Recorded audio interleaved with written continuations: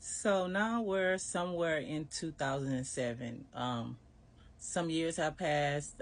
He's been incarcerated, and he's wrote me a letter basically apologizing for everything, telling me how things will be different this time, and that he wants me to bring the kids down to the prison on his release date. So me and my mom talk about it, and we decided, yeah, we'll bring the kids down so he can see the kids when he's released. So at this time, me and him had four kids together. So there's four kids shared between me and him. And on his day that he was released, we show up down to the federal complex in Beaumont, where he's being released from, and we're waiting. And then I kind of look up and I notice that the other baby mom is there too. So she's there waiting with her three kids. And me and my mom just sit there, and I kind of like, oh, so I guess he wanted them to be here too. Well, anyways, he's released. He comes over. One of his sisters drove down to make sure he makes it to the halfway house and bring him the things that he needs. So he comes over. We all talk, hug. He pretty much speaking to the kids or whatever, and says he had a certain amount of time to get to the halfway house. So basically, that was the end of it for me. Like, I'm watching TV, and I get a phone call. The phone call is from the other baby mom. And this is so random because I hadn't spoken to her in a while. And so she's on the phone. She's called me to ask me, have I been in contact with him? And I'm like, yeah, he come around from time to time. He's been spending time with the kids and whatnot. And she's like, well, I talked to him, and he's talking about doing the same thing to us that he did before, making us live back together. And I was like, what? I was like, oh, absolutely not. You know how he is. He's just talking or whatever. And she's like, no, he's not talking. But I just want to let you know that, it would break my heart if you and him were to get back together. So basically, the other baby mom has called me to ask me not to talk to him, telling me how it would hurt her heart and hurt her feelings if she was to see us together. And I'm not knowing where this is going, so I'm pretty much, trying to get off the phone with her and telling her, it's no me and him. He comes and gets the kids, he see the kids, but that's all it is. It's nothing past that. And she was like, oh, okay, yeah, I was just wondering and stuff because he did say that. And so, we hang up the phone. I'm not thinking anything of it. One day he comes to get the kids. He's taking them to get snow cones. And so I say, why would you go and tell, your other baby mom that you would have me and her back living together? He was like, are you serious? I never told that to her. But I'm not even hearing it from him because I know that he's lying. And so he takes the kids or whatever, and this goes on for a while. He's showing up to their chill practices. He's showing that, to me, that he's changed and that he really does want to be in the kids' life. And so I'm leaving church one day, me and my sister, and we bump into him. And I'm so shocked to see him in church because as long as I had known him, he had never stepped foot inside of a church. But I would watch him pray every single night. So I was shocked. And so me and him stopped. We spoke for a little bit, and he was like, what are y'all gonna do? And I'm pretty much like, we're finna probably head home. He said, y'all want to go out to eat? And so I was like, yeah.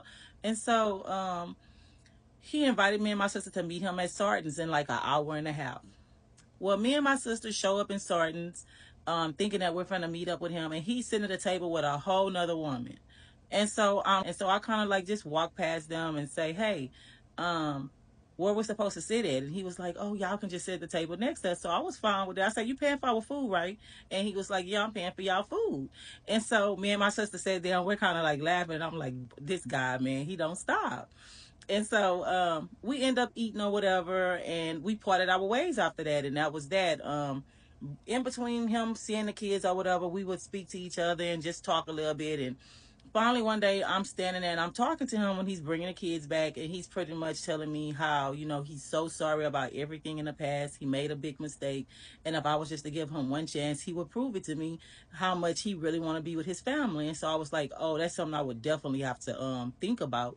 It's not something that I could just off the top of my head go with.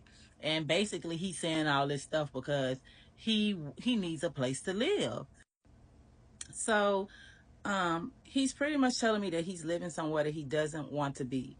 And I'm like, so where are you? And he's like, well, I'm living with this lady that I met in the mall. And so I'm like, you met somebody in the mall and you're living with them? And he was like, yeah, I didn't have a choice. It was the only way I can get out of there. So somebody told me just go to the mall. That there's girls walking in the mall. And if you bring your papers there, you can get them to sign it. And so I was like, what? So you met some random chick in the mall and she signed papers to let you come to her house? And he was like, yeah, and I don't want to be there.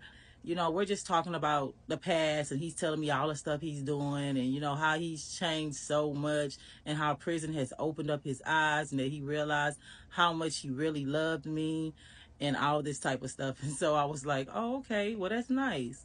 And then he was just pretty much, saying that if he was to get his family back, that he would prove to me um, just how he would do the right thing now. And so I don't know. I felt bad for him, and I felt like he was being genuine and he was being sincere. So I was kind of like, okay, I'll give you a shot. And found out that he's still talking to the other baby mom.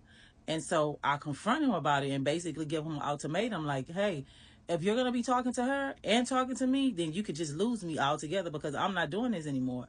And so he tells me that he's going to make it right.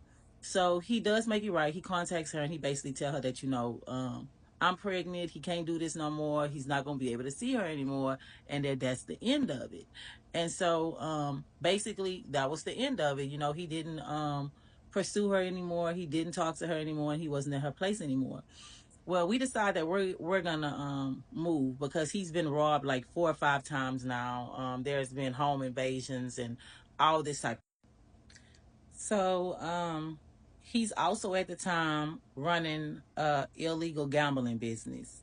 And at first he started running this gambling business out of hotel rooms. But then the gaming board got behind him because I guess somebody reported him. He was winning a lot. He was making a lot of money. And so he had this whole casino style craps table.